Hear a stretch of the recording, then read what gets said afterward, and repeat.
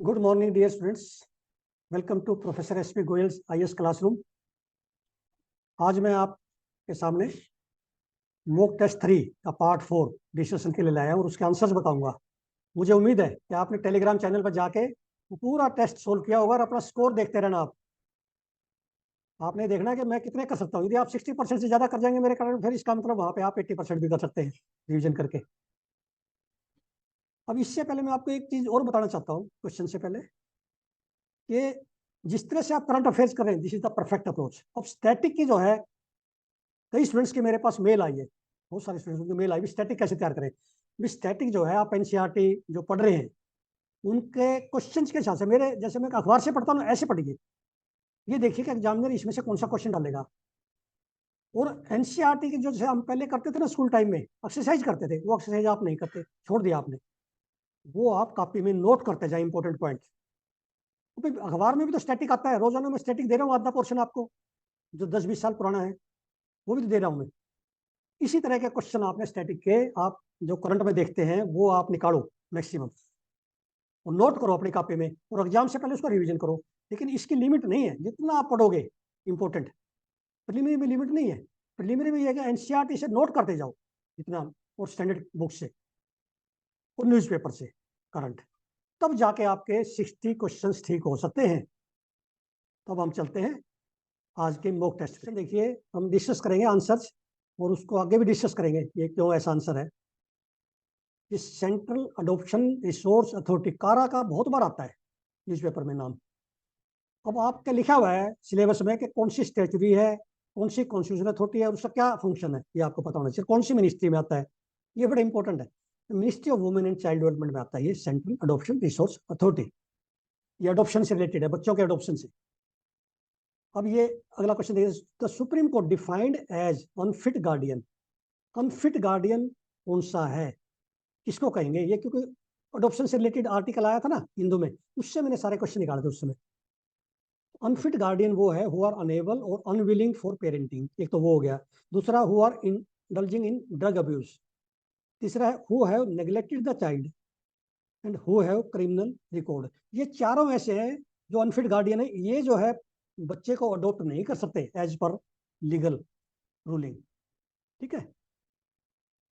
अब ये देखिए, CARINGS portal is an online platform. ये पोर्टल बना रखे सरकार ने, Ministry of Women and Child Development ने, केयरिंग्स के नाम से, to bring transparency in the adoption system of the children. ये चिल्ड्रन से, अडोप्शन से और चिल्ड्रन से है केयरिंग। वहां जाके आप भूल जाओगे, ये पता नहीं केयरिंग कहां से आ गया वर्ड। अब ये देखिए क्वेश्चन, नेशनल इन्वेस्टिगेशन एजेंसी, ये जो है मिनिस्ट्री ऑफ होम अफेयर्स की एजेंसी है बहुत सारी, जैसे सीबीआई है, इनका आपको ये स्टेचुरी है, कॉन्स्टिट्यूशनल है, क्या है, ये सारा आपने ध्यान रखना जो भी एजेंसी आती है। National investigation agency is handling cases of arms trafficking by drone in Kashmir. जो पाकिस्तान से आर्म्स की ट्रैफिकिंग हुई है ना ड्रोन से, वो कौन एजेंसी देखेगी? एनआईए। ये पूछ लेते हैं कई बार, इनमें से कौन सी एजेंसी देखेगी ये। Then national investigation agency is working under the ministry of home affairs. Then NIA is the central counter terrorism law enforcing agency of India, mandated to investigate all the offences affecting the sovereignty, security and integrity of India। कितना important line है आपके preliminary के लिए और main के लिए। Then NI is a statutory body under the national investigation agency act 2008। जो act के अंदर बॉडी बनती है ना कोई भी, वो स्टेचुरी बॉडी होती है, और जो कॉन्स्टिट्यूशनल अमेंडमेंट से बॉडी बनती है वो कॉन्स्टिट्यूशनल बॉडी होती है। नेक्स्ट क्वेश्चन देखिए। अब ये क्वेश्चन देखिए आप, 35 नंबर का क्वेश्चन देखिए। ये ऐसे क्वेश्चन है जो आपको पेयर में पूछे जाएंगे। हमारी जो है मलेशिया के साथ जो हो रही है उसका से क्या नाम है, जापान के साथ क्या है, यूएसए के साथ क्या है, रशिया के साथ क्या है, ये पेयर में देंगे। ये सबक सही आपको पता होना चाहिए। मैं एक लेके आया हूँ अभी तो। वज्रा प्रहार 2023 is a joint exercise between the forces of India and US. ये सारी याद रखनी है आपने। उसके बाद ये क्वेश्चन देखिए, इंटरनेशनल पे है, बड़े क्वेश्चन आते हैं इंटरनेशनल पे। ऐसा क्वेश्चन आएगा, पिछली बार भी आया ये इस तरह का। Caucasus region is the mountainous isthmus of land sandwiched between Black Sea and Caspian Sea। Yes, ये बिल्कुल करेक्ट स्टेटमेंट है। ये आपने मैप में जाके देखनी है कि ये करेक्ट है कि नहीं। दूसरा, parts of Russia, Georgia Azerbaijan, Armenia, Turkey, Iran are included in Caucasus region. Yes, both the statements are correct. और ये आपने मैप में जाके देखना है एक बार. अब ये क्वेश्चन और आ गया इसका.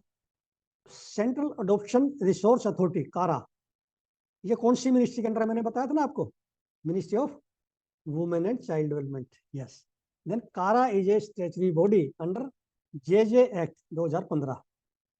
ऐसे कई बार पूछ लेते हैं जेजे एक्ट में या किस एक्ट में है या पोक्सो एक्ट में है. No, is in JJ Act और वो 2015 का है. Then CARA handles adoption of orphan, abandoned and surrendered children. 3 तरह के बच्चे मिलते हैं इनको, orphan, abandoned and surrendered. Traffic बच्चों को नहीं करती है. Prospective adoptive children registered with CARA are more than the children available for adoption in India. जो प्रोस्पेक्टिव पेरेंट्स है ना, जो अडोप्ट करना चाहते हैं, वो बहुत ज्यादा है और चिल्ड्रन नहीं है, कम है. और एक चीज और ध्यान रखना, कभी भी जो है अडोप्शन किसी बच्चे के होने बिना कारा के नहीं हो सकती. That is illegal. So first statement is incorrect.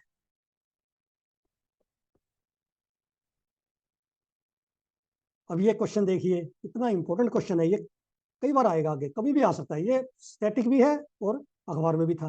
अखबार में आधे क्वेश्चन जो आते हैं वो स्टैटिक आते हैं. अब जैसे ये न्यूज़पेपर में से लिया मैंने, rice cultivation is responsible for methane emission. ये पिछले साल आया है, 2-3 साल पहले क्वेश्चन आया है, क्योंकि उसमें फ्लडिंग होती है. फ्लडिंग होगी तो एनारोबिक बैक्टीरिया हो जाते हैं, एनारोबिक बैक्टीरिया होंगे तो वो मिथेन प्रोड्यूस करेंगे. ठीक है ना. इसी तरह लाइफ स्टॉक में भी मिथेन प्रोड्यूस होती है. ध्यान रखना, एग्रीकल्चर में 2 जो ना मेन सोर्स है. दूसरा, zero till method of weed sowing. Zero till का मतलब है सीधा मशीन से बिजाई, बिना हल चलाए, बिना जमीन को छेड़े. जीरो का मतलब कोई टिलिंग नहीं करनी, कोई हल नहीं चलाना, प्लोई नहीं करनी.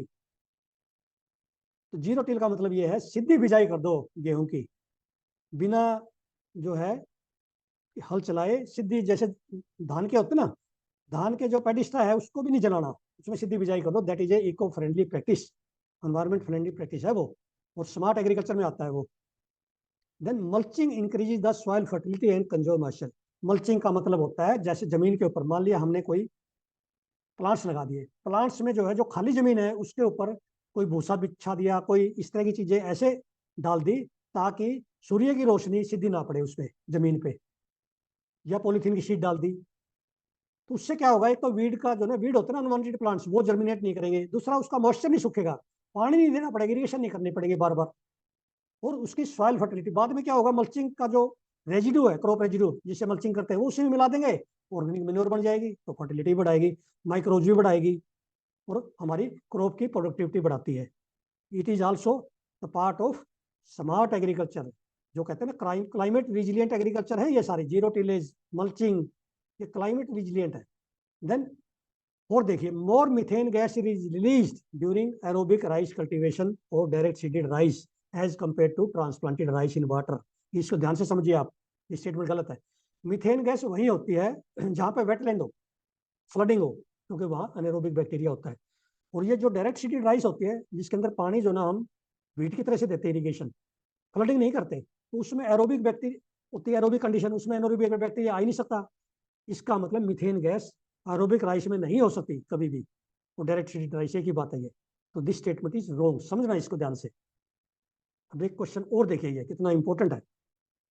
डायरेक्ट सीडेड राइस आपने पहली बार सुना होगा, ये क्वेश्चन कभी भी आ सकता है, मेन में भी और आपका प्रीलिमिनरी में.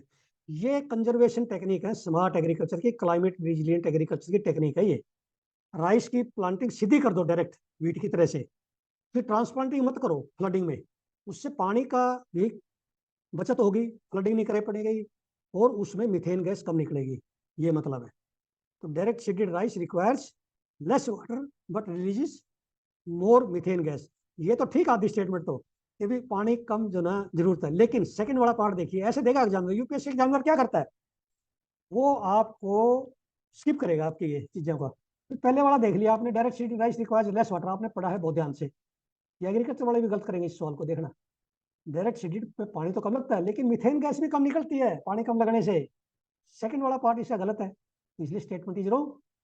अब सेकंड स्टेटमेंट देखिए, direct seeded rice is an eco friendly practice, yes, which helps in mitigating greenhouse gas emission. Yes, very good statement. of the primary. Then anaerobic bacteria produce methane gas. Yes, ये anaerobic bacteria है. कभी आपको ये कहते हैं aerobic, aerobic नहीं है, anaerobic bacteria, क्योंकि उसके अंदर ऑक्सीजन नहीं होती वेटलैंड में. Anaerobic bacteria produce methane gas in transplanted rice in anaerobic condition.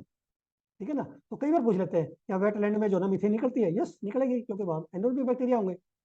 Next statement देखिए, cultivation of rice is responsible globally for methane gas emissions. Yes, क्योंकि डायरेक्ट सीडेड राइस तो बहुत कम है, 1% भी नहीं है. 99.9% तो सब जगह जो है फ्लडेड राइस है, इसलिए वहां मीथेन गैस निकलती है. Yes, so 3 statements are correct. देखिए आप, अभी लास्ट न्यूज़पेपर से लिया है. Which of the following countries are not members of organisation for economic cooperation and development, OECD. क्योंकि आपके सिलेबस में क्लियर लिखा है जो ग्लोबल ऑर्गेनाइजेशन है, वर्ल्ड लेवल पे हैं, बहुत सारी है, उनके मेंबर्स आपको पता होना चाहिए, उनका ऑब्जेक्टिव पता होना चाहिए, उनका हेडक्वार्टर पता होना चाहिए. और जो ये होती रहती है समिट, जैसे G20 की हुई थी, उसका पूरा क्वेश्चन आएगा आपको. SCO की, G20 की, पूरा मेन में 10-15 नंबर क्वेश्चन आएगा. तो इसमें कौन से मेंबर नहीं है? देखो, US मेंबर है, UK है, जर्मनी है, फ्रांस है, स्विट्जरलैंड है, कनाडा है. Turkey and Iran are not the members of OECD. देखिए कितना अच्छा क्वेश्चन. ऐसे क्वेश्चंस जो मैंने बनाए हैं वही उसी पैटर्न पे, वही क्वेश्चन तो नहीं बनाएगा, उसी पैटर्न पे. मुझे पूरी उम्मीद है कि मेरे कई क्वेश्चन में थे, तो मैं ये आपको आगे तक देता रहूंगा. कई क्वेश्चन में से स्टेटमेंट आएंगी, और पिछले साल भी आई है, 2023 के पेपर में भी आई है, 2022 में भी आई है. प्रिय विद्यार्थियों, ये जो क्वेश्चंस देखे आपने, रोजाना आप करंट अफेयर्स की वीडियो देखते हैं, मेरी 2 वीडियो आ रही है. पहले तो मैं आपसे अनुरोध करूंगा कि इनको ज्यादा से ज्यादा सब्सक्राइब करवाएं, खुद भी करें, नियर डियर वंस जितने हैं आपके और स्टूडेंट्स हैं आपके एकेडमी में, उन सबको बताएं. इससे अब ये क्वेश्चन जो है आपके जितने वीडियो में है, जो रोजाना करंट अफेयर कह रहे पिछली आई है, आप सारों को इकट्ठा कर लो, उनकी रिवीजन देना बाद में, और ये आते रहेंगे, और इतने हजारों में इकट्ठे हो जाएंगे. और आपको अब ये पता चल गया है कैसे मैंने अखबार पढ़ना है. हाँ, ये चीज ध्यान रखना, न्यूज़पेपर पढ़ने के बाद ये क्वेश्चन करने हैं. और आपको बड़ी खुशी होगी कि आपके 2 घंटे बचा दिए मैंने न्यूज़पेपर के. और इंडियन एक्सप्रेस तो आपको पढ़ने की जरूरत नहीं, एक्सप्लेन पेज पढ़ो बस, बाकी मैं ले आता हूँ जो मैं न्यूज़ कहता हूँ. और जिसके पास मान लिया आधा घंटा है, वो सिर्फ मेरी न्यूज़ पढ़ लो, वो आपको मेन में काम आ जाएंगे क्वेश्चन. छोड़ता नहीं मैं कुछ भी. कितना बड़ा फायदा, आपके 2 घंटे रोज बचा रहा हूँ मैं हर बच्चे के. और क्वेश्चंस बनाने की स्किल सीखो, कैसे पढ़ना है. और नोट्स, जैसे न्यूज़पेपर में से 1 घंटा भी पढ़ोगे, आधा घंटा पढ़ोगे, तो लिखो कॉपी में, वैसे पढ़ने का कोई फायदा नहीं, दैट इज यूजलेस. तो कल फिर जो है हम 2 वीडियो के साथ, एक करंट अफेयर्स न्यूज़पेपर से और एक मॉक टेस्ट के. Thank you very much.